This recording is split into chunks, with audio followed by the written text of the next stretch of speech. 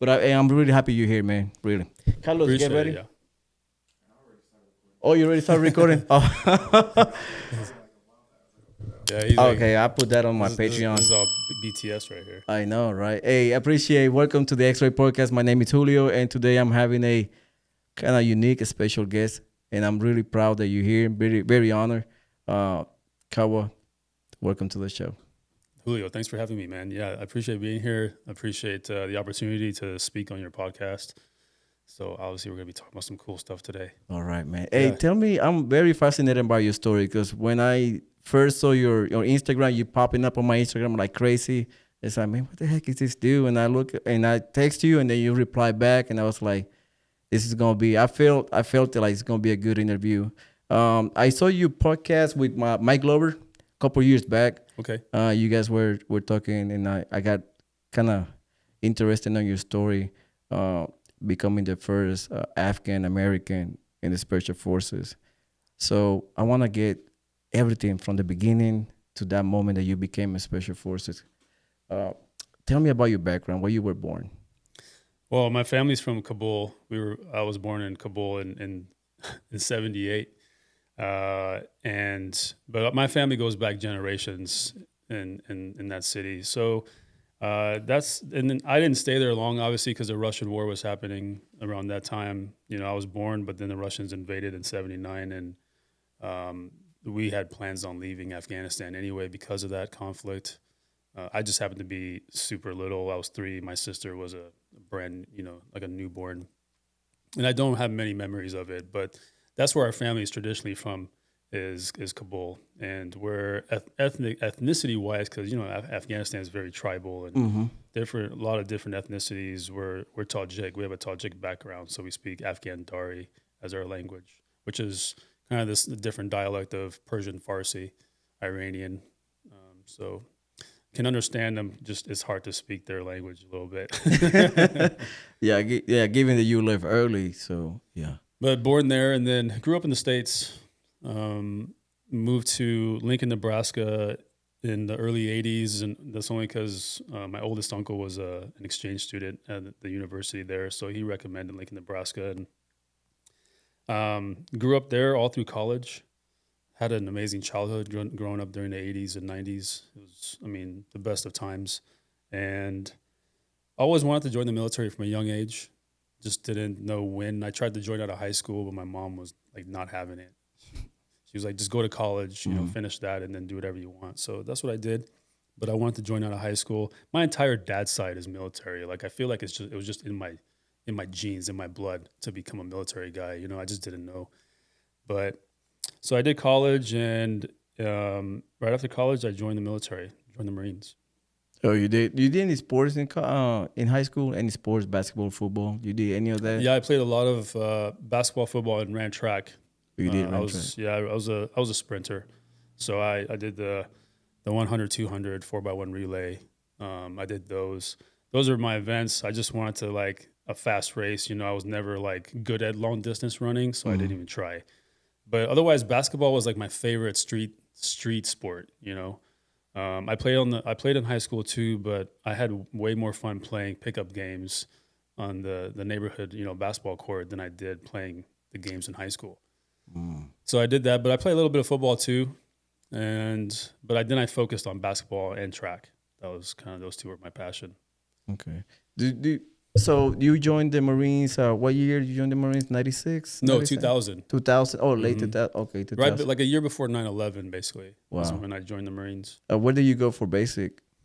It was, I want to say January 2000. I forget what year or what month it was. Okay. But then, yeah, went to basic in West Coast. So I was a West Coast Marine, Pendleton. Well, I went to San Diego for boot camp, and then ended up going to Camp Pendleton, 3rd Battalion, 5th Marines. Okay. Once I got to the fleet, but I was at 0311 infantry. That's what I wanted to do. Oh, you were a grunt. Okay. Yeah. So how many years you were in? Because I heard you were like almost 8 years, something like that. That you were in the Marine Corps. It was 5 years in the Marine Corps. Years? Yeah, 3 deployments, and the last deployment was we did we did the 31st MU. So that's basically like, you have a bunch of Marines on ships traveling, along the certain path, and you hit all these different countries and you get some free time, but you're also doing training. But you're really like a 24-hour reaction force for anything that happens in the world, because you have a couple battalions of Marines on ships. But then we did that, and that was fun. Got to go a lot of cool places. But then we came back and we found out that we're going to Iraq for the invasion. Okay. And then early 2003 is when we deployed to Kuwait, staged, and then got the word to go into Iraq. And then that was the first deployment to Iraq. The second deployment to Iraq was for Fallujah, Operation Phantom Fury. I was a squad leader back then at that point. So did that. And if you guys know about Operation Phantom Fury, it was the biggest urban assault since Way City, Vietnam. So huge operation. A lot of people died on both sides, to be honest. A lot of Marines. But then a ton of like Zarqawi's insurgents and other people that just came there to fight. A lot of like African, insurgents as well. It was just a playground to kill Americans. And so that's what it turned into. It was crazy. Yeah. It was crazy. I was in the same invasion. I was in 2003. So we supposed to, I don't know if you remember, we supposed to go from Turkey, like a 4ID. You're supposed to come from Turkey, and Turkey closed down in February. So we ended up getting rerouted to Kuwait. So we went to Kuwait, back to Iraq, and ended up staging in Anaconda. Okay. Yeah, let's say Anaconda. That's where we spent most of my time. Yeah. Traveling up and down MSR Tampa. Hate it. Yeah. Yeah. So we spent some time there, but I didn't get to the second deployment because I went recruiting for that. So I didn't do my second deployment because it was roughly 2006, 2007, my second deployment. So tell me your experience. That was your first taste of a firefight in Fallujah? No, the invasion. On the invasion? Yeah, the invasion was it's kind of where we all, popped our cherries. Because before that, no one had seen combat since the Gulf War. So even some of our leadership hadn't seen combat. We just didn't know what to expect. The guys that had seen combat at that point were like at the top, like command sergeant majors, and these are they're like majors and colonels at this point. So, but on the ground level, for us grunts, nobody knew how to fight. We just knew that we trained for this fight, and that we just fall back on that training. But we didn't know what to expect. The first firefight that we got into was actually an ambush about 2 weeks after we crossed into the Iraqi border. We got ambushed by 300 Iraqi Republican Guard off to our left side. And they were on a berm, and they started shooting at us. And, we were in these Amtrak vehicles. So they're like amphibious assault vehicles. You can fit about 13 Marines in there. They go on water as well, but actually they're faster on water than they are on land. But we're packed in there like sardines, and all of a sudden you hear like gunfire in the distance, and it's like ting, ting, ting, ting, ting. You hear the rounds hitting the outside of the track, and all of a sudden we're calling like ambush left. And, now we're putting like magazines in our guns because they wouldn't even allow us to put magazines in our M16s. Really? Even after we crossed. It was, because again, it's not a combat mindset, even though we're in combat. Even most of the leadership hadn't seen combat because, Gulf War. So it was like this garrison kind of mindset in the beginning of it where they were like, we better be safe instead of sorry. It's like, no, bro, we just invaded a foreign country and you're not letting us put magazines in our M16s. That's crazy. That's nuts. Right. But now this ambush happens and I pull my magazine out and I'm trying to insert it into my magwell of my M16, and my hand's shaking so bad that I just I can't. Right. Until my buddy grabs my hand and he's like, bro, take a breath, And so next thing I know, the ramps are coming down and then we all get online and we're shooting back and I see, it's just like gunfire and RPGs coming.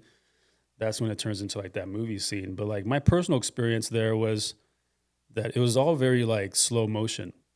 It was all, I couldn't hear much. Like everything was muffled sound wise. That's like my best recollection of that first firefight was muffled noises, slow motion, and just there was times where I just didn't comprehend what was happening. My body was like reacting, like getting up, getting down, but like in my mind, I didn't really comprehend like what's actually happening. It was almost kind of like, you step outside of yourself and you see this thing happen. So, but So that lasted a few hours, and after that, everybody kind of changed. We were all like, "Oh, okay, Yeah. that's what it feels like," you know. And then some people obviously take it how they take it. They cope with it how they cope with it. But you know, as you have more and more firefights, a lot of that uncontrolled fear that you have, where you just kind of freak out, like that becomes manageable. With every firefight that you get into, every time you put yourself in that situation where your life is on the line and people are shooting back at you, you start to learn how to control that fear. And now it's the fear still there, but now it's a controlled fear. You're like, yes, I'm scared, but I have bigger things to worry about. Whereas in the beginning, you have bigger things to worry about, but you're just focusing on that fear. It's controlling you. It's dictating how you think and how you move. It's like that primal instinct of like self-preservation. Yeah. It's kind of like taking over and you kind of try to fight it. Yeah. And you don't know how you're going to react. And, I'll tell you, like, even after that first firefight, there were Marines that put their guns down on the ground and said, I quit. Like, they're just like, I don't want to do this anymore. Like, bro, we just got here. We still have a ways to go to get to Baghdad. Like, I need you. It's like, no, Sergeant, like, I quit. I'm not doing this. So we had Marines putting their guns down in combat saying, I'm not doing this. I'm not shooting. I'm not killing people. I'm not going to put my life on the line. And we had to deal with that. But then what you see out of the majority of the group is that you see like this mindset shift. Now everyone's like more confident, and that's just how it is. You gain confidence, but you gain the experience and all that, hopefully is a formula for success at the end. But we lost guys in that first firefight. In fact, back then we didn't have up armored Humvees. We had the light skin, right? Yeah, we are just like canvas on the door. It's just a vinyl door. And we lost 3 Marines. Well, we lost 2 Marines and a Navy corpsman in that first firefight because there was an RPG that was shot. It went right through their door, and it hit the driver and then detonated. And then we also lost Marines on the actual assault. So like we saw everything in that one firefight. We saw like people die, we killed people, and we went through that emotional roller coaster, the adrenaline. We felt it all. And after that, it was just like learning how to cope with it and manage it. So in your first deployment, how long did it last? Because I know mine, it lasted about 9.5 months, and we were done.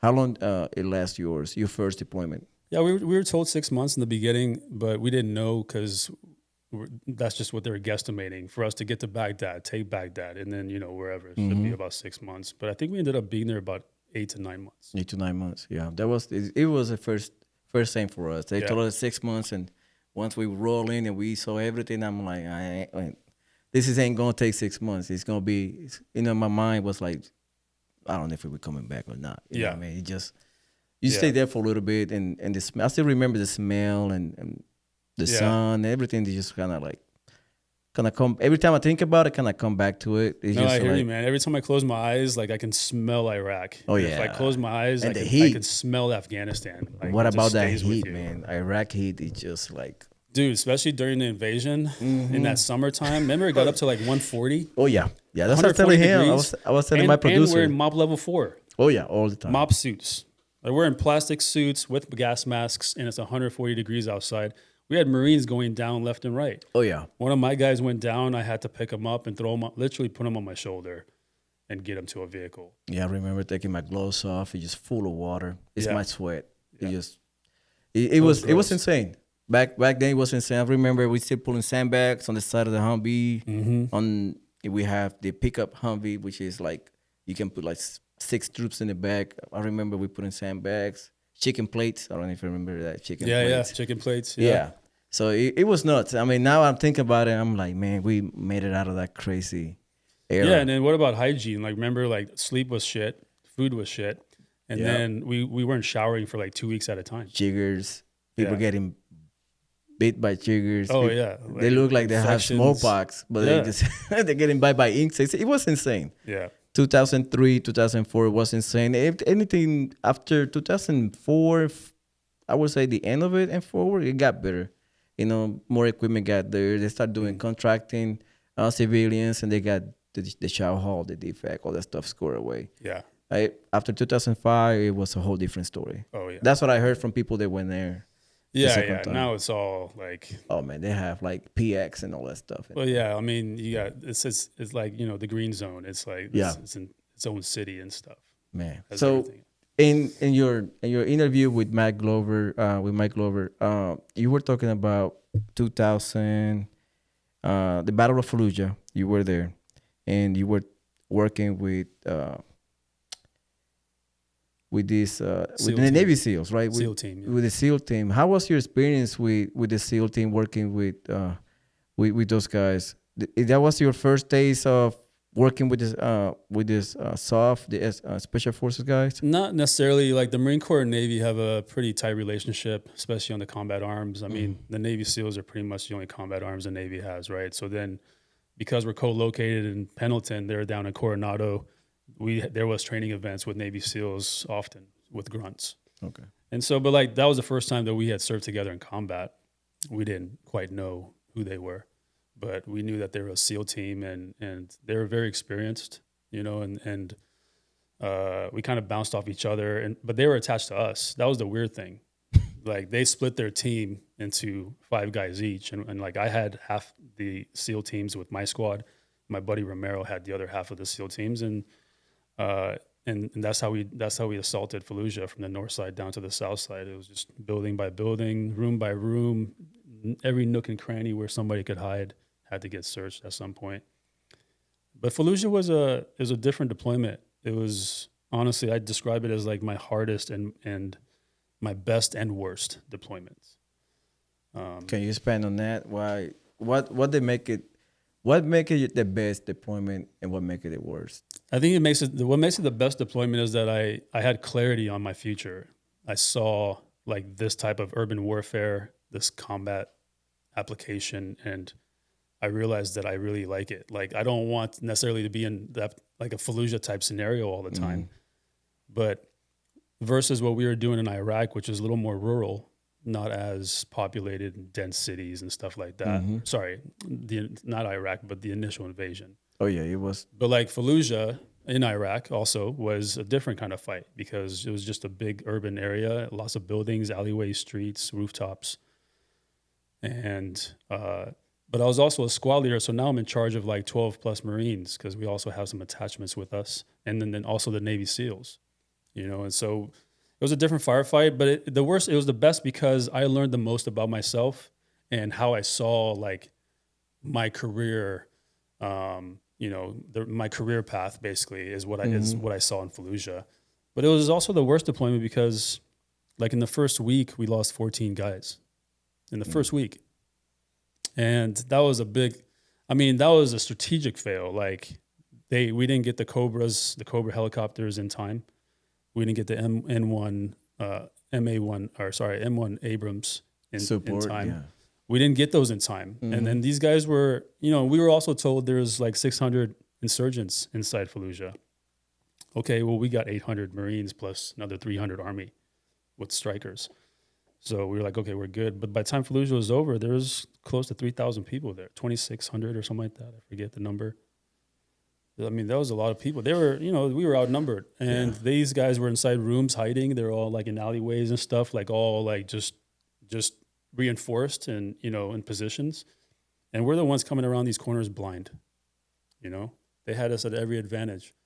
So we lost a lot of Marines in the first week, first couple of weeks. And then after that, it kind of settled down. But that was a deployment where like,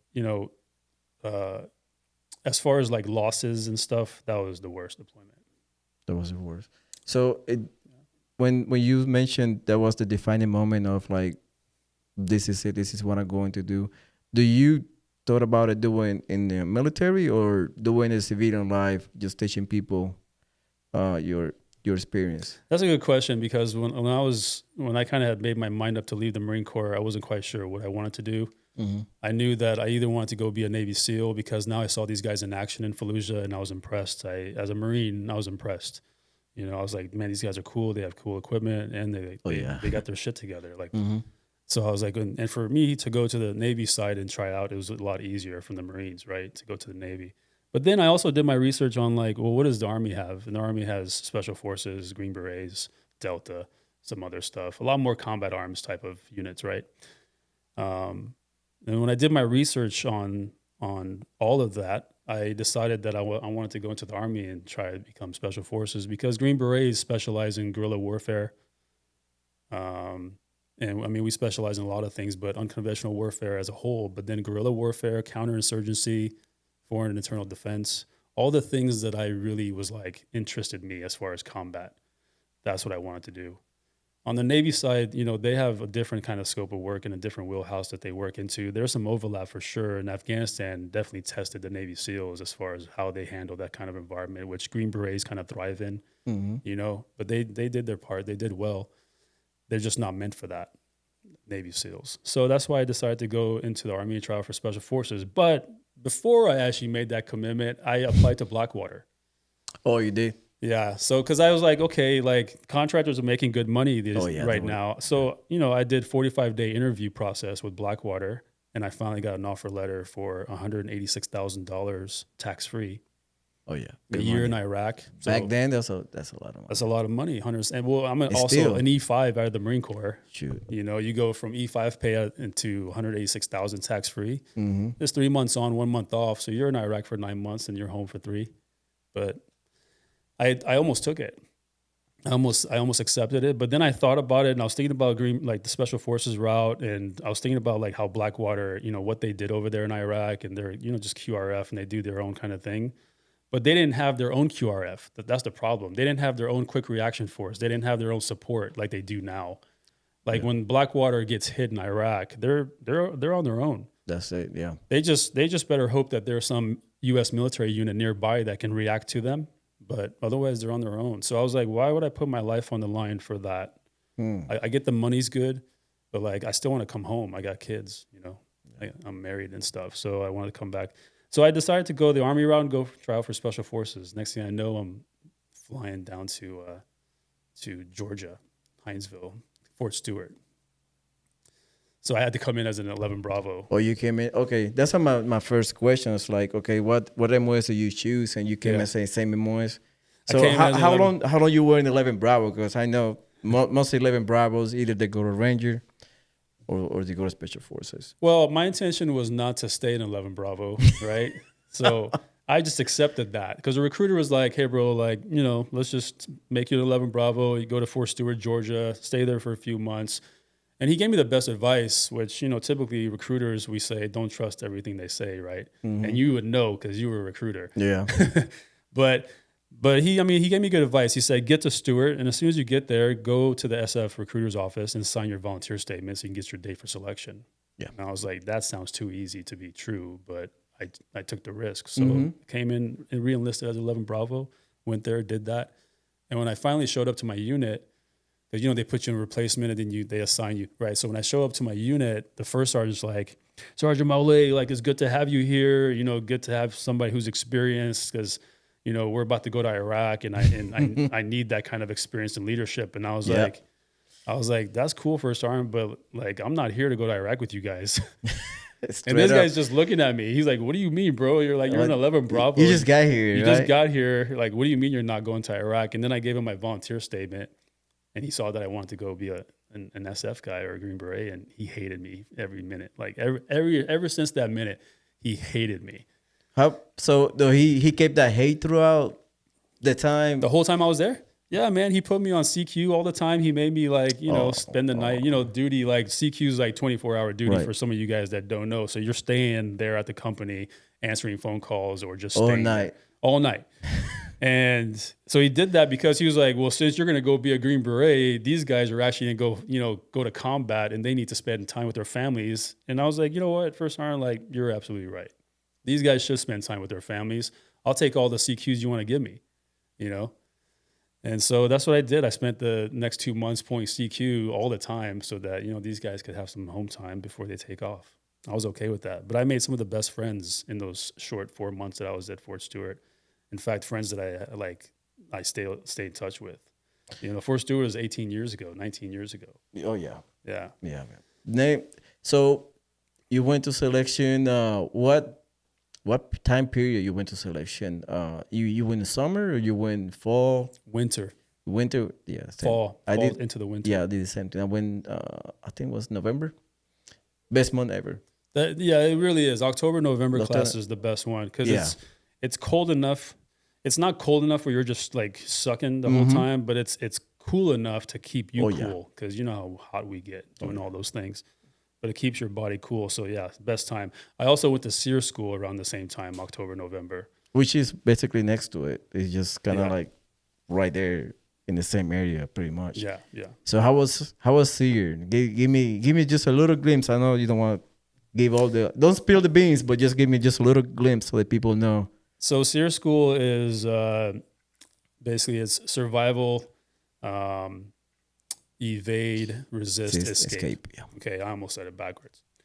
But it's a survival school. It teaches Green Berets how to, one, understand, how to evade and what that implies, and hide sites and stuff like that, and not building fires so like, they don't smell the smoke, but also how to actually forage for yourself, how to hunt, build snare traps and stuff like that so you can eat.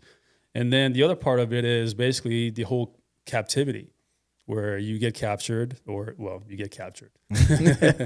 and now you're stuck in this prison encampment for quite a while and you're a POW.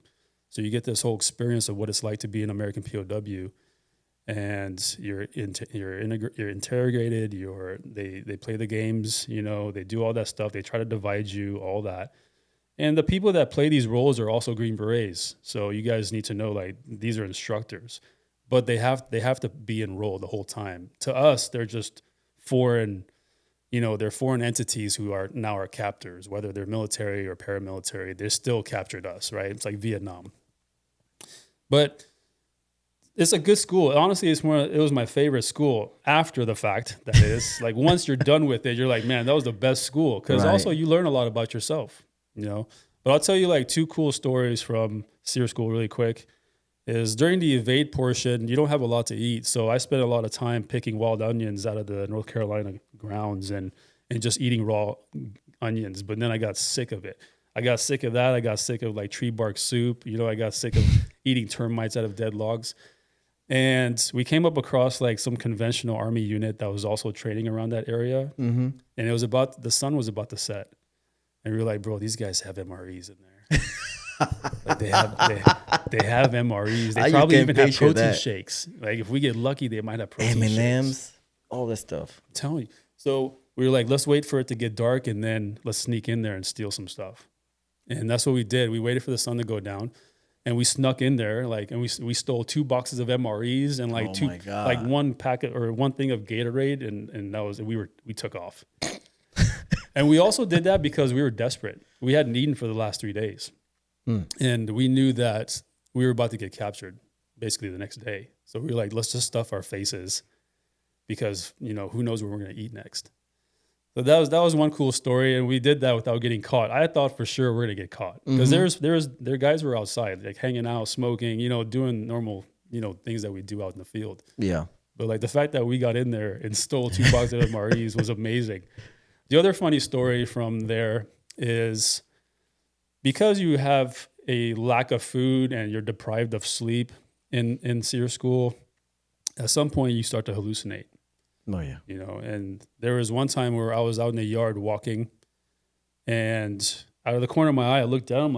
I'm like, what did I just see? And like, I didn't see anything.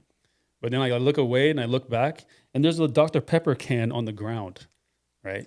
And I'm just like, I'm just looking at it like, where did this come from? Who put this here? And then I like look away and I look back and it's gone. I'm like, oh my God, dude, I'm hallucinating. Mm-hmm. I look back, there's a Dr. Pepper can again, but this time it's doing this. Oh yeah, I know that it's like feeling. Dancing on the ground. Dr. Pepper can is just dancing, and I pull my buddy. I'm like, bro, you see that? And he's like, no, what are you looking at? I was like, you don't see that Dr. Pepper can? Oh my God. And so, but it's just, it was a funny moment that, I was like I was hallucinating, but I didn't know if I was. I couldn't tell. Yeah, you couldn't tell. But the SEER school is amazing. You guys can do some research, but yeah. Kind of the similar thing happened to me when I went to SF. They keep you awake for about 30 some hours, whatever, and they give you a test. Mm-hmm. I don't know if they give you a test. I was seeing the numbers dancing. Oh yeah. Yeah, because I was like slapping myself, biting my fingers off, biting my lips, trying to stay awake, Yeah. trying to answer what is 2 plus 2, and it became like a pre-calculus, Hmm. just a simple stuff. It became so difficult for me because it's Well, none. so they also crank up the heat in there. Yeah, so They make you make sleepy. they make it super hot on purpose. It's Yeah, like so I sauna. was like seeing the Yeah. numbers, and I see the number 2 running away, Yeah. and I was trying to catch the number 2, Yeah. and it was like it was stupid. Yeah. But they do that on purpose, and then Yeah. it was Yeah. crazy. But yeah, you could see stuff that you don't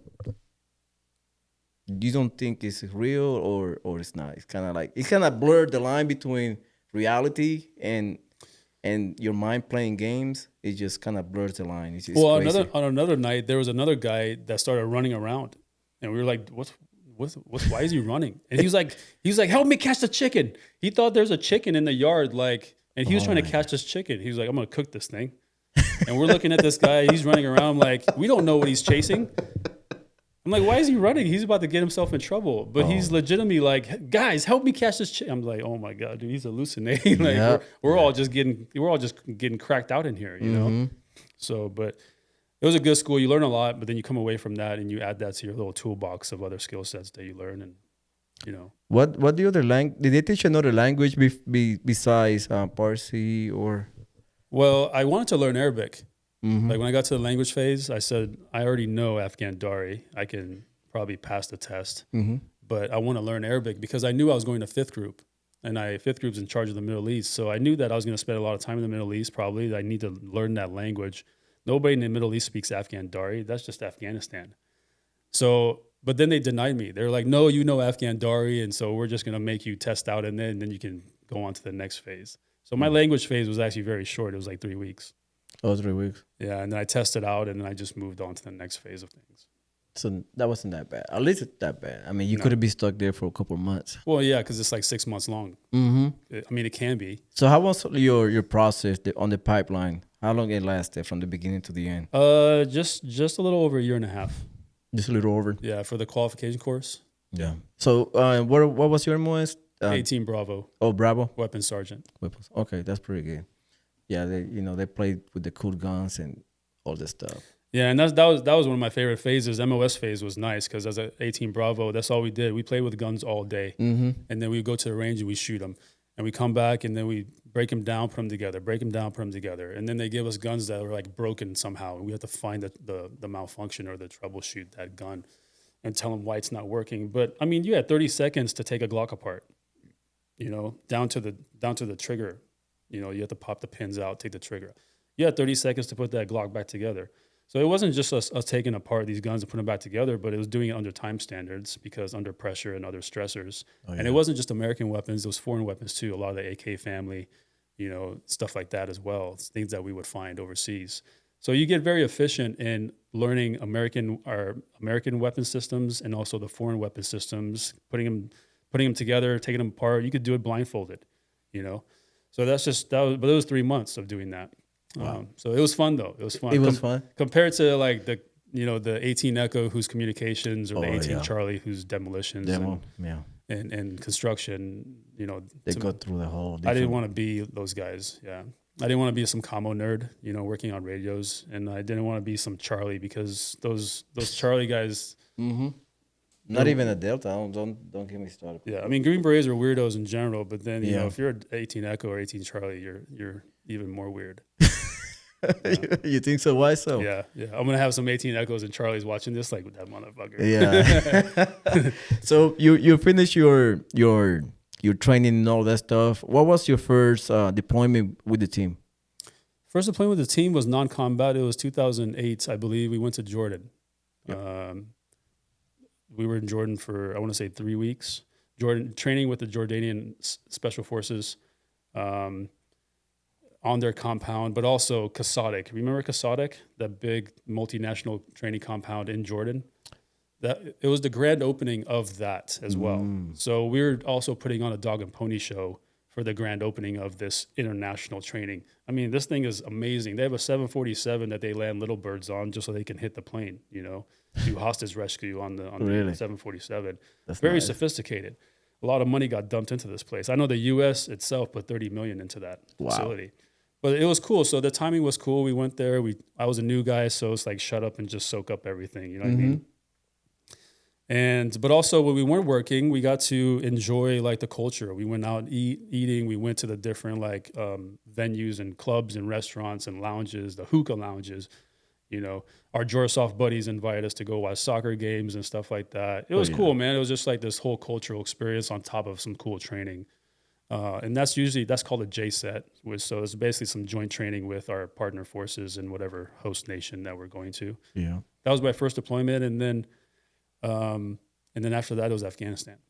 Right. Okay. What year you went to Afghanistan? 09, 10? No, late 08. Late 08? Mm-hmm. Yeah. How many deployments you got with the, as far as deployment with the team, how many you have altogether? Well, total is 14 deployments, but not all of those are combat. Okay. So there's definitely several non-combat. So, yeah, the tempo was pretty high then. The op tempo was high in SF. Yeah, I mean, it was supposed to be 18 months, but it turned more into a yearly. Every year was a deployment. Wow, it's crazy. That's what it turned into. Yeah, it's crazy how different from the regular conventional army or Marines. It just special forces. They call it the dark side for a reason. Well, and then also, but like, you know, on the special forces side, you don't just deploy and then come home and spend the next 6 months at home. Green Berets also go to individual schools. We also have team training. Team training is not always where, like I was in Fort Campbell, Kentucky. It was never just there. Like we went to Colorado for 4 weeks and we took horses and packed mules and we went out to the mountains and we just survived for 3 weeks in Colorado.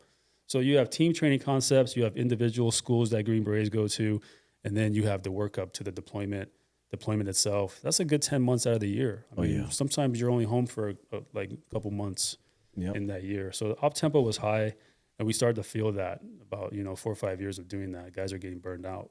Yeah. You see that in different forms. So now that you're talking about getting burned out, what was your, I would say, the vent valve, like where you let all your stress? What do you do? Like what was your hobby or the stuff that you love to do just to kind of like clear your mind and get back in the game later on? Well, I feel like I've always had a good support system, as far as like coming home and decompressing or talking about things that I saw on a deployment, or maybe just the stresses of work. Usually like in the SOF community, they say, don't tell your wife about all the dangerous shit you do because you don't need her at home worrying. Well, that turns into you not telling your wife much. You're only telling her a little bit because most of what you do is also very fucking dangerous, and not just deployments, but the other stuff that you do is also high risk. I mean, when we were up in the mountains of Colorado with horses, I mean, guys were falling off their horses and almost rolling down mountains. So, But so it's like you guys are not used to telling their wives what they do, especially on deployments, combat deployments, because one, they won't ever understand what you're going through. They will try to like empathize with you, but they'll never fully understand. So you just keep it to yourself. There's no healthy outlet there. But for me, I kind of thought the opposite. For me, I was like, why wouldn't I tell my wife about all the dangerous shit I do? Like that would just give her. Yes, she'll probably get worried, but at least she knows like, okay, what he's doing. And now she can probably really empathize with what I'm going through, because now she knows, well, this is the life that he chose and he's probably going to do this all the time. So I need to learn how to cope with it too. It really kind of strengthened our marriage, but, and I did that from the Marine Corps. I didn't wait till I got to SF, but then once I got to SF, it got super busy and things started changing for me as well. And, you kind of communicate the things that you can to your spouse or whatever, and that turned to not communicating a lot of things to my wife at the time. But decompression comes in different forms. I was always kind of lived a healthy lifestyle, so I would just go to the gym and use that as my decompression. I would also go to the range and have range therapy and just shoot 300, 400, 500 rounds for the day. Do it that way. I also had just a really good support network with my family. I have a huge family. I went to people and I discussed feelings more so than thoughts, if that makes sense. Mm-hmm. So thoughts are in my head. I want to talk about combat and things that I saw, but I know I can't. So it's well, how do I still try to get some feedback from somebody? So instead of talking about the actions that I went through, I started talking about the emotions that I was going through or the concerns of how it was affecting me. And that's when I started getting help. Like people are like, okay, I can relate to your emotions. I can't relate to the actions, obviously, but I can relate to these emotions. And through that process is where I started to really kind of get some therapy from different people that I trusted in my closest circles, including my ex-wife. You know, she was definitely one of them. But that's how I coped. So, and you know, I wish that was true for most veterans, but unfortunately, most veterans don't do it that way. They tend to cope in different ways, which is usually negative. They keep it inside, bottle it in, and then they have coping mechanisms like alcohol, prescription meds, other drugs. Oh yeah. That's one big thing. Like alcohol, suicides. It's rampant nowadays. Yeah. And the VA kind of like not helping sometimes. It's hard to get an appointment. Period. Yeah. For any type of reason. No, system's broke, man. Because if you go to the military, medical side of the military, like the doctors or whatever, they just hand out prescription meds. Here's some basically some uppers, right? Or here's some down. Take these when you want to sleep. It'll help you sleep. Or take these. It's like you're just giving this guy a bunch of prescription meds. You don't tell him about the side effects. You don't really talk to him. You just give it to him, and then hoping. And you tell him like, hey, by the way, you can't drink with this. Like, you think a Green Beret is going to listen to you, or any military guy? You think they're going to listen to you? They're going to take the drugs because they want the drugs to work, but they're also going to still drink their fucking alcohol. Oh yeah. So there's just no good way to mitigate that. No, it's not. It's been going on for years. This is not new. It's been going on for what, 20 years since we are in this war, been back and forth since 2001. Yeah. But now moving forward, you retired. What year you retired roughly? Well, I didn't technically retire out of active duty. I left active duty. You left active duty? But now I'm with 19th Special Forces Group. They're national SF National Guard out of California. Okay. And I've done a few years with them, and I still am with them currently. But I left 5th Group in 2018. 2018. Mm-hmm. Okay. Now moving forward, 2023, the movie that you make, The Covenant. How do you get the call, and how did they find you first off anyway? Well, by the time I did The Covenant with Guy Ritchie, I had done so many things prior to that. My very first project in military consulting for Hollywood was the video game Star Wars Battlefront 2. For the gamers, you guys know Star Wars Battlefront 2, pretty decent game. Like, everybody loved that game. But I was there to make it. I was there basically on a motion capture field with the actors in bubble suits, teaching them how to move, how to shoot, and not the way we do it. Because remember, this is Star Wars world, so they shoot their guns all weird, and they're not accurate. So I have to now capture that with these actors. And so we're on the motion capture field doing that. We're doing somersaults, like we're doing combat rolls. We're doing all these things that they're supposed to be doing in the game. And that was my very first gig. I didn't know what I was walking into, but I was like, oh, okay, this is cool. Like, this is a cool lifestyle, like a cool career. I may pursue this. But it's also very cutthroat. That industry is very cutthroat. I didn't want to pursue it. I had other things going on, like my training company and all that.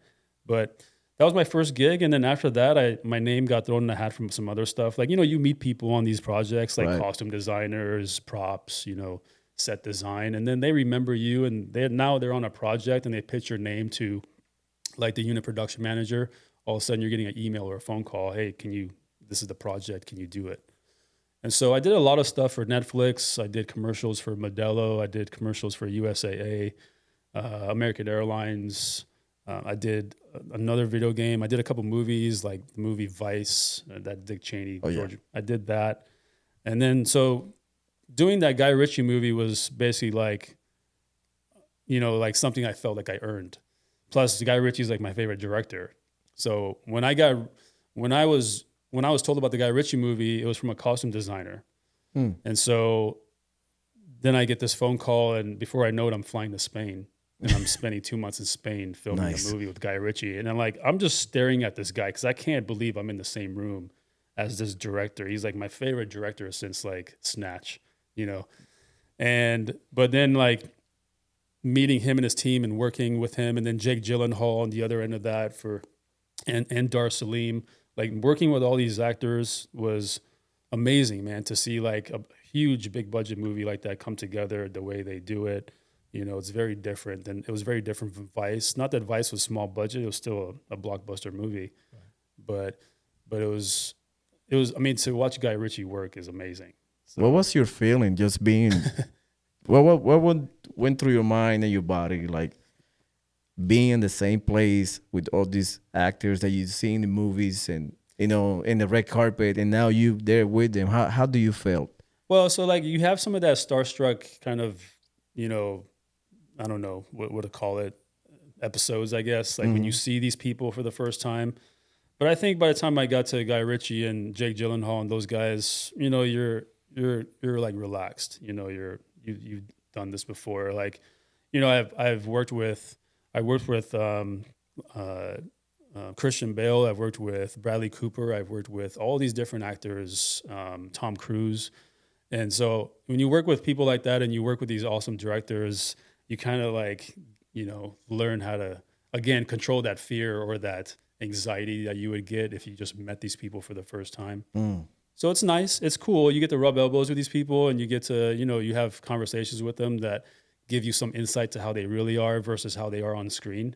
Jake Gyllenhaal, I mean, the guy is, one, he's a really good actor, but two, he's one of the most professional people I've met. Super polite, super kind. Like if you stop him with a question, he'll take time to answer it, but then he just wants to do his own thing. He wants to be left alone, you know, but if he does talk to you, the most polite guy you'll ever meet. And so Dar Salim also, you know, I think Dar Salim, to be honest, for that movie, kind of stole the show. Oh yeah, he did. You know, so Yeah, I watched it last night before. yeah, he stole the show, man. And like he's a up and coming actor out of Belgium. He's Iraqi, by the way, but he grew up in Belgium and he's big over there and he's blowing up. Now this movie kind of brought him to the U.S. He's blowing up here and also very humble, very polite. Yeah, and that's the best experience you could ask for. Yeah, he was a good fit for the character. Yeah, he was a perfect fit. They couldn't pick nobody else but him. He was a good pick. But I've definitely had my share of like. Oh yeah, they gave you screen time. Did they give you screen time? Like, yeah. Seeing like, oh, there we go. Well, because I normally. But what happened? Like, what they blew you up? Like, they had to. Yeah. Why they do you like that? What they do you like that? But the movie wasn't really about us, though, right? Like, it was always about Jake and Dar. So I would prefer just die like a honorable, like, give me 2 seconds of like hold my hand and you know what I mean? Like hold my hand and I pass away. Yeah, but not like getting blown up. Like, come on. Well, so I tell people this. I chose that, by the way. Oh, you did? I chose that for myself. Guy Ritchie. So you want to go out with a bang? Well, Guy Ritchie wanted to kill me. He wanted to kill me with an RPG. But I told him, I was like, I have the high ground. The RPG's coming from down here. I was like, the chances of them hitting me with an RPG is slim. Yeah. I was like, but they were shooting mortars at us too. And I was like, well, just hit me with a mortar eventually. Like, we'll walk a mortar in and then eventually get me. And that's how we went out. That was good, yeah. But the only reason I got to play that part is because for that entire mine scene, which was huge scene, that's where we all kind of die. But for that scene, you had split teams, right? You had one team that went up and the other team stayed down. And so I told them, I was like, realistically, we would need somebody on that middle ground to overwatch and communicate between the two teams, but also watch the roads. And so all the stunt guys were busy doing stunts that day. So he's like, well, you're going to have to play this part. Because he liked it. He was like, that makes sense. Let's do it. But you're going to have to play it. And I was like, okay, just don't give me any lines. Because I don't want to ruin your movie. I'm not an actor.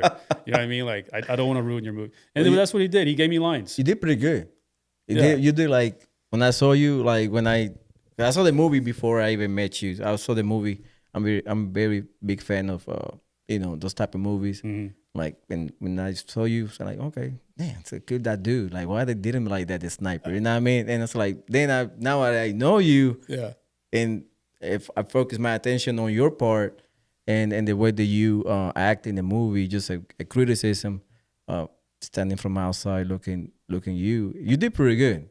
You did it like you've been doing it for a long time. Well, you act normal. I'd be like, look at the camera like all the time, like, yeah, did I say it right? You know what I mean? But you did pretty good. Well, I mean, there's a few things working out in my favor. I mean, it was a movie about Green Berets in Afghanistan, so I'd done that once or twice, and yeah, I mean, the whole movie was just basically me playing me, you know. Yeah. just a Green Beret in Afghanistan. That's good that you said it's Yeah. your name. It was pretty good. Well, yeah. I mean, he was trying to pick a name for me, but we were all stumped at the end. So he was like, "Fuck it, just name him Kawa." You know how Guy Ritchie talks, like, "You fucking cunt." You know, not to me, but he likes to throw that word around a lot. Yeah. But I mean, yeah, it was fun. It was nice to be in the movie. It's also more comfortable when you're the military consultant for the movie. Mm-hmm. So you know everything about the scene breakdown, like from the script to now we're in places acting.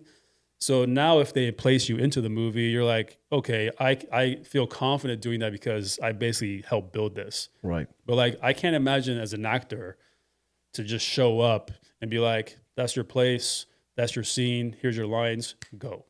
Those guys have talent, man. I would freak out because like when I have to read a teleprompter, I sound like a robot.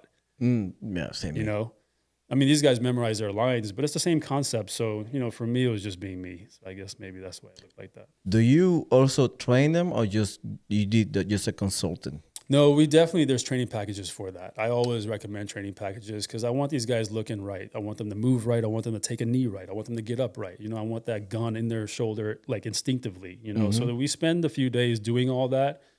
They gave me 3 days to do that with those actors. And so I spent 3 days with them and we were like, get up, get down, get behind the vehicle, get up, get down, you know, like it's communicate, you know, I'm set, moving, set, you know, all that stuff. And they look good, man. Yeah, they look good in the movie. But that's why we do that, because you have to. Yeah.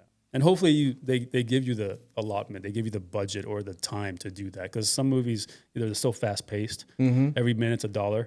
So they're like, no, you got 3 hours to get this done. I'm like, dude, I can't instill 10 years of mechanics into these guys in 3 hours, you know. But luckily I had 3 days. Yeah, and they be able to receive it too, because it's like. And they're actors, they should, right? Yeah. They should soak that in, be able to play that part immediately, which they do. That's what makes it a good formula. Yeah, that's pretty good. Now let's shift gears and move up to your company, the two Alpha training group. Yeah. So how you came about that? Like how that was born and kind of morph into like military consultant, all the stuff come together.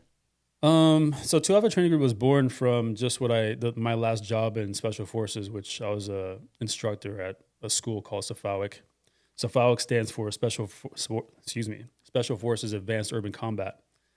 And it's a school where we basically shoot on a flat range for 2 weeks, and then we go inside of a house and we do CQB for 2 weeks.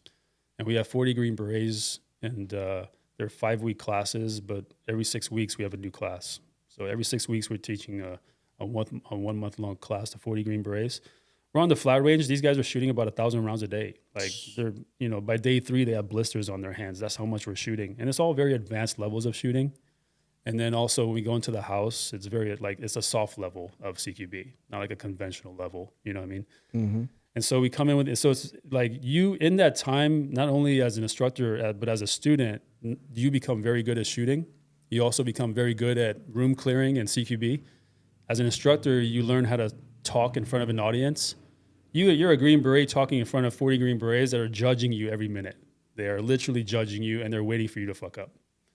You know, so you better be sharp on what you're saying and how you're delivering that. So you know, you hone in on all these like different skill sets. And so when I left that school and I left group, I was like, well, why don't I just take this and make it a training company and teach the same things, and the things I have to leave out, I leave out, but then I also just make a civilian version of this, you know, of SFAWC basically, of the school. So that's what I did, and I didn't know how to like get my name out there, but thank God there was like social media and Instagram, and I had a young Instagram account back then, and I just posted like little 15-second videos of me shooting, and then the page started blowing up, and then I used that to like promote a class, and my very first class was in El Paso in 2017.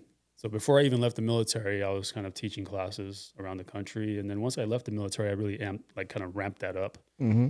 I brought on some instructors and stuff. And, you know, now it's a full training company, but we also have attached the military consulting side to it, not just for Hollywood, but also for, you know, defense companies and defense contractors, night vision, weapons components, thermals, armor, kit, range belts, holsters, lights, lasers. I mean, you name it. It's a whole plethora of equipment out there. So apparel, boots. Yeah, I mean, you name it, we do consulting for it. So either on the testing and evaluation side of things, where they send us stuff and we, have our fun with it, put it through our little, gauntlet. And then we also give them content for that on the platforms, or we come in on the development or the research and development side of it, or phase of it, where they're actually asking us for our input on design and features and function. That's nice. So it's cool. It's a multifaceted company, and we do a lot of that. And also we're content creators too, So you kind of have to be these days if you want a successful business. Oh yeah. If you don't, you're behind the 8 ball. So yeah, and that's it. So that's just what it is. And it's a lot of traveling for the military consulting stuff. Do you travel a lot? Yeah, monthly. I mean, I go to LA, I go to Nashville, and then here within Texas, I go to Austin, I go to Dallas Fort Worth all the time. Like weekly, I go. So it's a lot of traveling for these obligations, but then I also get to, kind of schedule my own downtime. That's good. Like the entire month of November, I think I took off. So, oh really? Yeah. So it's nice, you get to work for yourself and schedule that. But like this year, we got SHOT Show coming up Friday. That was my question. Like, are you going to SHOT Show? Going to SHOT Show. Yep. It's going to SHOT Show Friday. Going to LA Friday, and I have a couple. This Friday, right? This Friday coming up in a couple of days. Going to LA I have a couple of things going on there. But then we're driving to Vegas for SHOT Show. We'll be there all week, and then I come back to LA to teach, and then I fly home. But it's like a 10-day trip, Yeah. So I think I got a couple of friends. They have their own business. They will be in SHOT Show. I don't know if they have a booth or not, but I'll let you know later if they have a booth, so you can stop by and be like, hey, I met Julio. So either give me their name or give me their booth number, and we'll add it to the list, because there's already a long list. I know, right? So, yeah. What all the stuff between your company and the consultant, which one kind of like is your cash cow? Which out of the two, the consultant portion or the training? I mean, if we're talking about like what brings in the most money, right? That brings you the most money. Yeah, it's definitely consulting. Consulting. Yeah, but that's only because I chose to shape it that way. Because like when I was teaching a lot, like in 2019, 2020, I was teaching a lot, and I was making a lot of money. Like I was traveling for courses, not necessarily consulting. And I mean, it's a competitive market but then you have to look at the caliber of the instructor, and you have to vet your instructors. Like, just because this guy has a cheap pistol class, that doesn't mean you're going to go take it. You should look him up. Like, what's your background? Not just what's your operational background, but what's your instructor background? Yeah. Just because like not all, for example, I'll just use Green Berets. Not all Green Berets know how to shoot well. Not all Green Berets know how to teach well. Just because you're a Green Beret, that doesn't necessarily imply something. And there's great shooters out there that don't know the first thing about teaching, and there's great teachers out there that don't know the first thing about shooting. But I think for me it's the consulting side was fun, but when I was teaching, that was my passion. Even now, teaching is my passion. There's no greater joy than as an instructor to like have a group of students on the range, and you see how they shoot and they perform hour 1. And then you go through the drills and the teaching points, and then you get to like hour 5, hour 6, and you see how dramatically they've improved. Like their shot groups just shrink up, and they see it for themselves, and they're like, oh my God, I did that. It's like, yeah, like it's very doable. You just have to apply the things that I'm teaching you, and you have to do it consistently. Because, pistol shooting is fun, but it's very multitasked. Yeah. Multitask as in grip, sight alignment, sight picture, trigger pressure, and all that stuff. So not everybody thinks about they don't check all the boxes for proper pistol shooting, and that's why groups are open and people are shooting low and left. But that's my biggest passion is teaching. Still, I'd rather be on a range teaching students than be on a movie set. Really? Although I eat better on a movie set, that's for sure. How's the food down there? Good? Amazing. It's good? Okay. Yeah. It's better than the field, though. It's better than the MREs. Oh, yeah. Anything's better than MREs. Yeah, I know. It's just... Do you get a craving for an MRE every once in a while, or is it just me? I do. I'm scrolling sometimes, and you get on the internet and go to Amazon. All of a sudden, they just pop up like MRE. It's not like military version, but it's like the civilian kind of want to be military. Yeah. And it's like, man, that tastes good. Well, I actually get that meatloaf, whatever, it tastes good. Meatloaf and gravy. I actually get like cravings for MREs, like legit the MREs. The OG. Every once in a while, I'm just like, MRE, damn, bro, right? I could have like a beef patty right now, Oh, yeah. Especially cheese, jalapenos. Oh yeah, the cheese and jalapenos on that. Man, I Like, mean, you maybe want to order one like of an those. MRE cheeseburger, basically. Oh, And you know it's gross. It's disgusting. Mac. But when you're out in the field and you're hungry, it's the best Oh tasting yeah, thing. yeah. That's what I've been telling everyone Yeah. when I went to selection. It's like you don't get picky in selection. You eat the No. whole MRE. You just eat everything, even the hot sauce when it comes with it. It just I Yeah. don't care because you so deprived of not deprived, but you burn so much calories Yeah.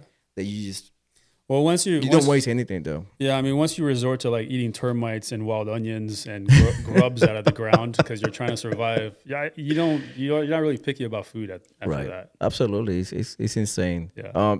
Now I saw your interview like I stated before with Mike Glover, and you guys talk about our military changing. I mean, it changed in the last probably I would say 6 to 10 years. It changed a lot Yeah. with all this DEI stuff, and I don't want to get too political, but if not, I clip it. But what is your opinion on Pete Hegseth nomination? Do you think he would get nominated for Secretary of Defense? Because he would. I mean, they went rough on him yesterday. They were like they tried to Yeah. kill his nomination, but Yeah, they brought up a bunch of stuff, maybe Yeah. like past skeletons in his closet, that they were trying to get him with. I personally don't think that he would be a good Secretary of Defense. mm-hmm.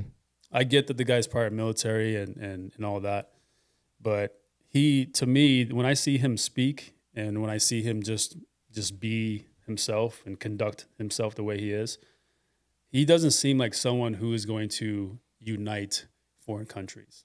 He doesn't seem to me like someone who would be a good ambassador of peace and like no war.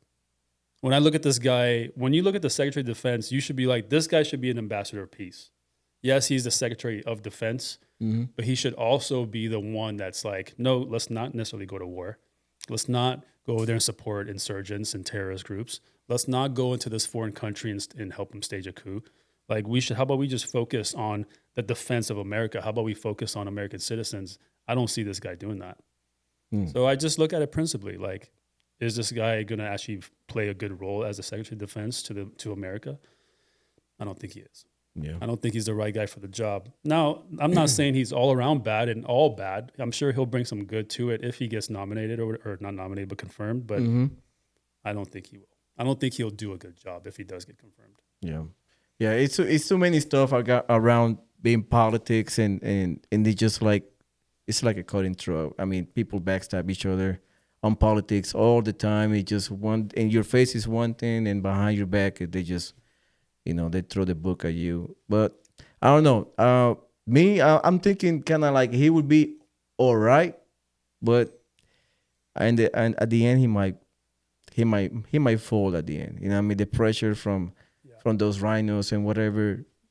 I guess he might fall. I don't know. Most people may say, well, I think it might be a good thing that the Secretary of Defense is a prior military guy, but I don't think that's a good thing. That's why we have chief of staff. That's why we have 4-stars and admirals sitting with the president. That's the military aspect. Right. This guy needs to be somebody who is more of a almost like ambassador type. Yeah, like a negotiator, ambassador. Yeah. I mean, he needs to be a representative of America, not America's military power and might. So that's why I don't think a ex-military guy should be SecDef. But that's just me. People have their own opinions. Yeah. It needs to be more diplomatic. That's a word that I'm trying to find, diplomatic, because being military, the first thing you know is flex your muscle. You know what I mean? Let me flex my muscle. Let me show what we got, and that might bring conflict instead of just sitting on the table and just come to an agreement. Because people nowadays we are one push away from nuclear war. We just like this and it's over. And nowadays talking about people coming through the border unvetted and talking about they already I don't have the proof. I just seen the news. They say they brought Stinger missiles across the border, air surface to air anti-aircraft missiles, and you got the cartels aiding terrorists. It's a whole like today. It's like a look like a video game. Yeah, It's like a scene out of a video game. Yeah. And they just like this cannot be happening. And then the government is just aiding the terrorists, and for some reason giving the money or giving power, whatever case may be. But that's the overall formula and strategy that they use to keep us unaware and divided. Right. You know, they don't create one problem. Like the border is not one problem. It's not just illegals coming in. It's the fact that we don't necessarily have a border down there. Mm-hmm. It's unsecure. That's also a problem. 2, now we have illegals coming in. 3, we have cartels that are also now taking advantage of these people. Yeah. So now obviously anything cartel related in America is going to increase. It's a multifaceted problem, but that's just one of many problems that's happening that, you know, if you're like, I don't know what's going on the border. How many Americans say, I don't quite know what's going on the border? It's because it's so murky, and they do that on purpose. They keep the water so muddy and murky that you can't tell what's right and what's wrong. You can't tell what's fact and fiction.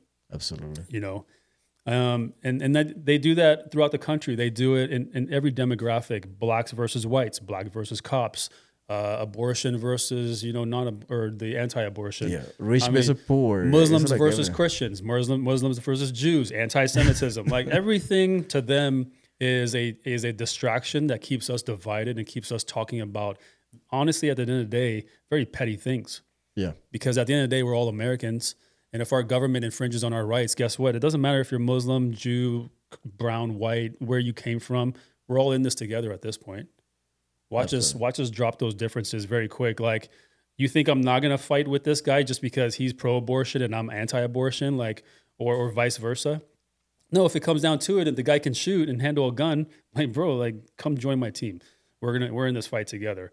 So there you go. The anti-abortion versus abortion, the black versus white, all that shit goes out the window when we're literally trying to survive as Americans, you know, regardless of who the enemy is. Right. But yeah, that's the problem is they everything is no one can really get truth, and no one can really seek truth because one, Americans are lazy. We don't have the energy or the discipline to actually go down a rabbit hole and be like, well, let me properly educate myself on this. For example, Israel versus Palestine. A lot of Americans have no idea what's going on in Palestine, but if you tell them, like, well, tell me what you think is happening here, and they're like, well, it seems to me like Palestinians are always attacking Israel and Israel is just defending themselves, right? And I'm like, yeah, okay, cool. So you're just repeating headlines, because that tells me that you are like basically sheep. You're not going to do the due diligence and go research this conflict on your own to actually get to the bottom of it. You'll just accept whatever you're given and you'll run with that. And if you get asked about it, you'll just play ignorant. Like, I'm not sure, but this is what I think is happening. No, but when you actually look at the truth of what's happening in Palestine, it's that Israel has basically invaded a country through a legal system, using Great Britain, using America, using their military and their funds to then oppress, kill, and enslave an entire people. They're doing it based off of a religious reason, but at the end of the day, you have one force that's oppressing another force, right? You have one people oppressing another people, and you have those people on the receiving end that are now just learning ways to fight back, right? Because when you oppress people for 80 plus years, that leads to resentment. Resentment leads to resistance. Resistance leads to organization. And now these guys are finding ways to fight back. And guess what? If Hamas or whoever over there is the resistance forces shoots 1 or 2 rockets into Israel, and let's say they kill at most 200 people, that's nothing compared to what Israel has been doing for the last year alone. They've been killing 500-600 Palestinians every day on average. Yeah. I think some organizations now, like UNRWA, UNICEF, the UN, and all these other organizations, Doctors Without Borders, they're all reporting that about 400,000 Palestinians have died in the last year. But then Israel is defending themselves because Hamas shot rockets into Israel and killed 200 people. Well, then, like, ask yourself, why did Hamas do that? Why is Hamas around in the first place? Where did they come from? Why did they get started? You know, when you start reverse engineering stuff like that, then you start to find out the truths. But people just need to do the research. Otherwise, don't speak on it. Don't take a side, because all you're doing now is you're pandering for something you don't even know about. You know, you're virtue signaling for something you have no idea. And that's just not, forget Palestine, Israel, but they do that here in the States. Yeah. People virtue signal for something that they're like, yeah, I stand for that. Well, tell me, break it down for me. Like, why do you stand for that? You know? They had no idea about Yeah, it. because you're an idiot, dude. You just want to fit in, or you're too scared to go against the grain, right? So it's either you have to kind of fit in or you face scrutiny. Well, I'd rather face scrutiny and stand for what I believe than just go with the grain and be this sheep in this mass herd. I don't know. That's just me. Yeah, but you're right, because when I went to Iraq, they got the same shit. There's the Sunni Shiite. It's The Kurds. The Kurds, and I was like, the street people, they're fighting each other for some reason. I didn't understand back then. Now, kind of like, internet kind of speed everything up now. Everything's on your phone. You look it up, you read, and you understand. And some of them problems is coming like hundreds of years ago.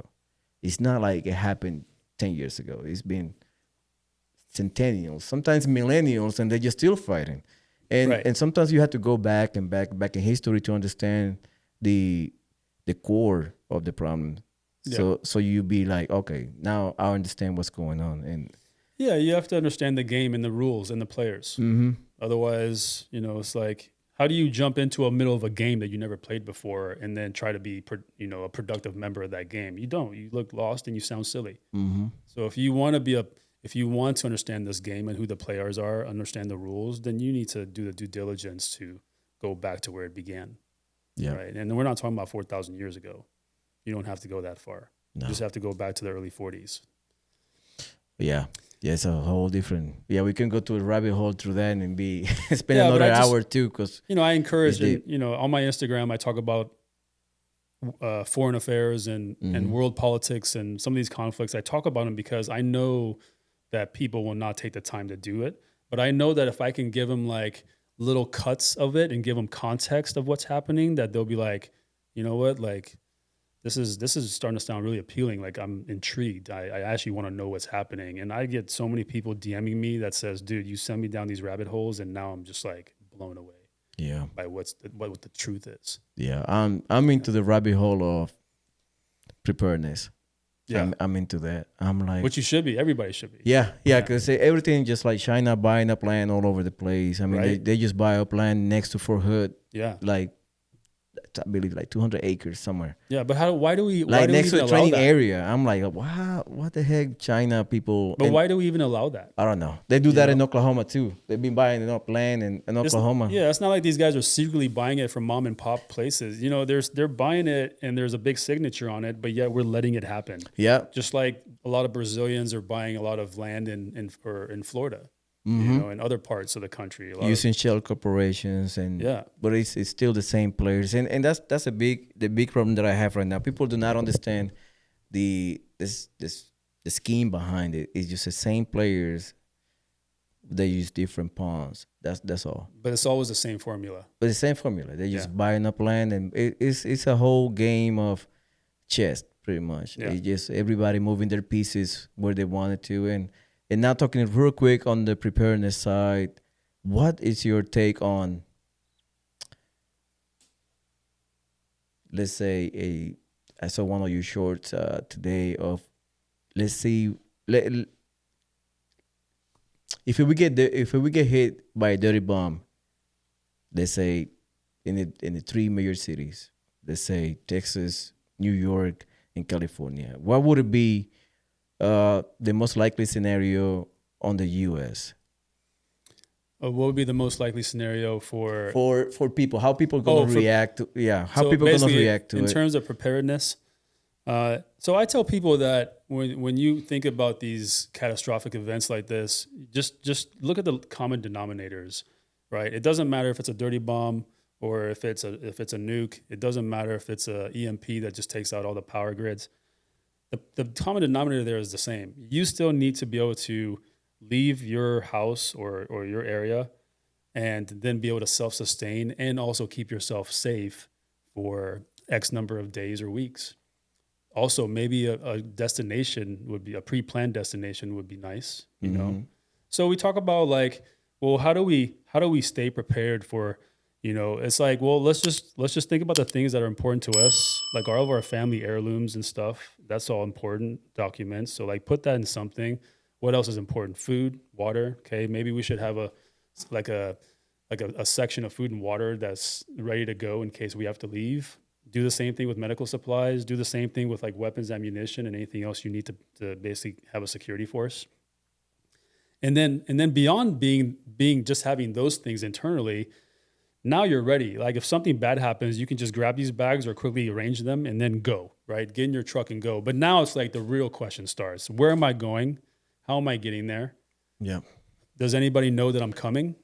What's my, like, do I have backup routes? Because you may have a primary route and then a alternate route, but do you have a contingency route? Like, do you have a third, fourth route? Yeah. Because, you know, when everyone's leaving the city at the same time, let's say, I don't know how many million people are in Houston. I don't know. I think about 3 or 4 million. Okay, so 3 or 4 million. Let's just say about 1 million of those people die or perish, or 500,000. But then the other 2.5, 3 million people are just scattering. They're just like major interstates, roads, highways. Everyone's trying to get out. Mm-hmm. Imagine being stuck in that traffic, right? So it's like that's why I say have a route that's primary on the interstates, highways, but then your backup routes should be smaller and smaller roads that are less traveled. You know, so if maybe you have to take that longest route, but at least you're not stuck sitting in these elements. So, but also, where are you going? Do they know you're coming? Can they accommodate you? What's the link up? How do they know you're under duress? How do they know you're safe? Is there like code words and signals that you use? You know, and then what's the plan for when you get there? What are you going to do? Like, is there a plan? I mean, how long can you self-sustain? Let's say you're going to a farm or a ranch. How long can you self-sustain there? At some point, you're going to have to get a food resupply, food and water resupply. Fuel, whatever. Fuel, meds. So I tell people, like, that's why we teach our active citizen course online seminar, and it touches on those things, preparedness for kind of chaotic events like that. But I also put out a video on YouTube a while back that uses the show. What's the name of the show with the nuke that happened? Yeah, Fallout. Fallout. Thank you. I'm like blanking out on my own video. So I used episodes or cuts from that episodes to basically talk about all the things I just talked about now. Mm-hmm. You know, that kind of sustenance, thinking ahead, being prepared in these ways, the routes, you know, the rendezvous and all that. And it's a good video. I hope you guys check it out on YouTube. But that's my like A to Z, right? Because even I talk about vehicles, like when you're driving, what's your convoy? You know, what's your convoy plan if a vehicle goes down? What's your bump plan? How do you get all these people from 4 cars into now 3 cars? How do you do it? You know, and then what's also the security for your convoy? You know, because dude, you have to imagine everyone's in survival mode. Everyone. When you go to the grocery store, you're not expecting to pay for that food anymore. You're expecting to hold people at gunpoint to get that food for your kids. You're expecting to go there and be held at gunpoint. There's going to be people in guns with grocery stores, in pharmacies, in the department stores, gas stations, and it's going to be looting. Oh yeah, it's every man for himself. It's happening right now in California with fires. Yeah, just imagine all the looting that's happening there. People are getting their homes broken into. People are setting fires in other neighborhoods that are not on fire yet. That's crazy. I know. I seen the video of that. So you have all these bad actors, right? Because that's the nature of every society. In society, the majority of society are good people. They're genuine people, hardworking. They just want to be left alone and live their lives.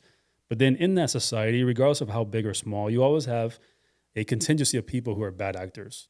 In America, how many criminals do we have?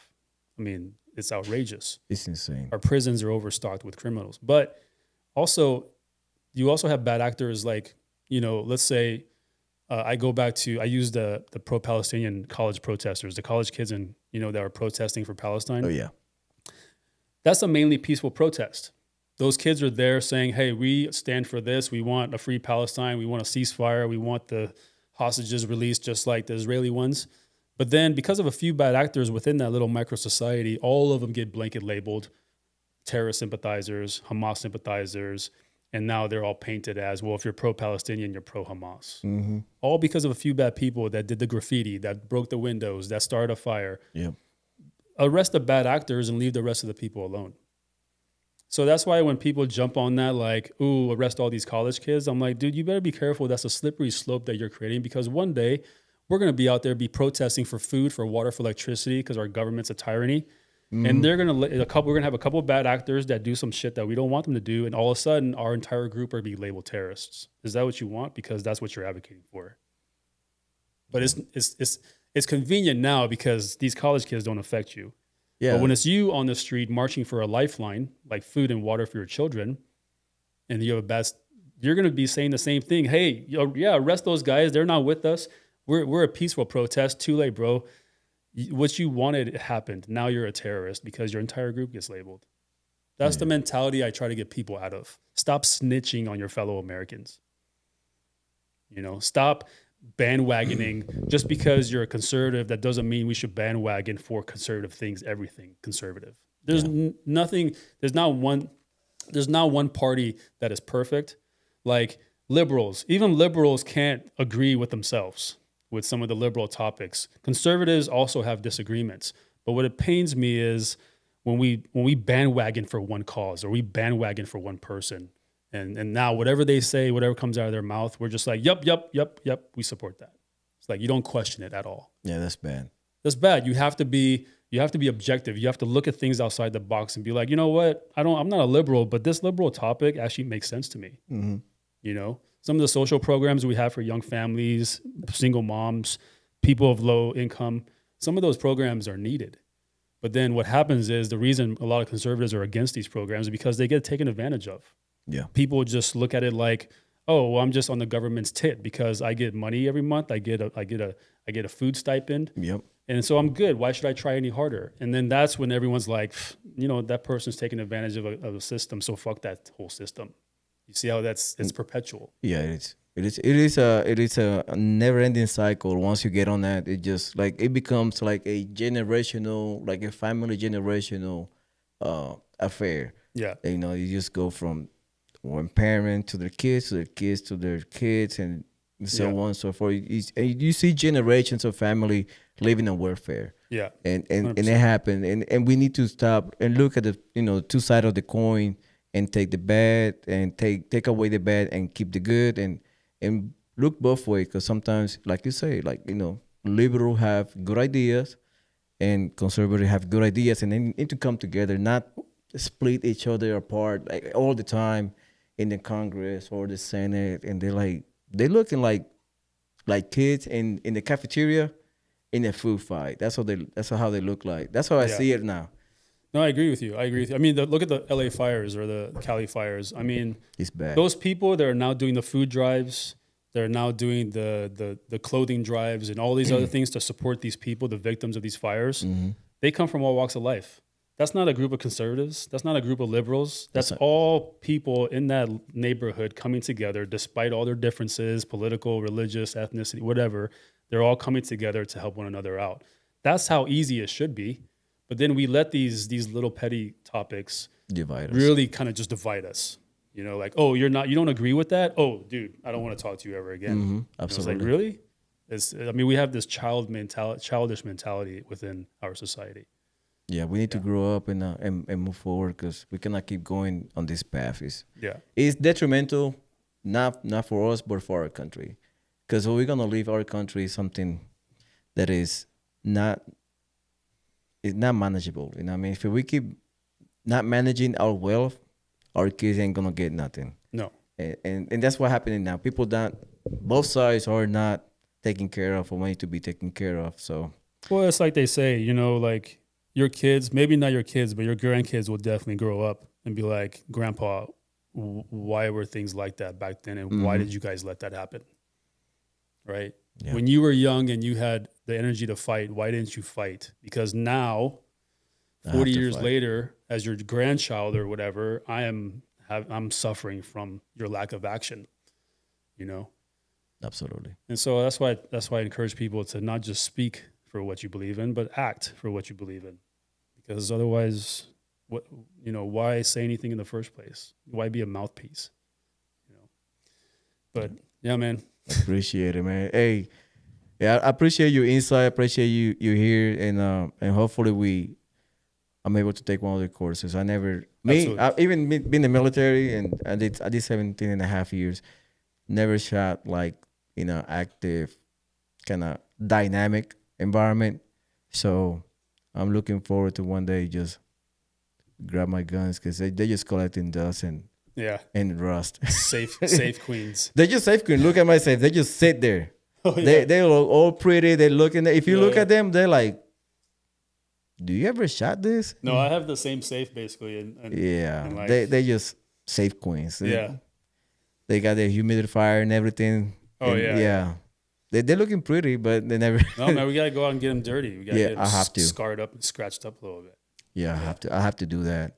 But Kawa, appreciate it, man. Hey, thank you for coming out. And for those who have not subscribed to the channel yet, please subscribe. I will link everything that we talked about. His IG, Facebook, and his website will be listed down in the description below. And until next one, take care. Goodbye.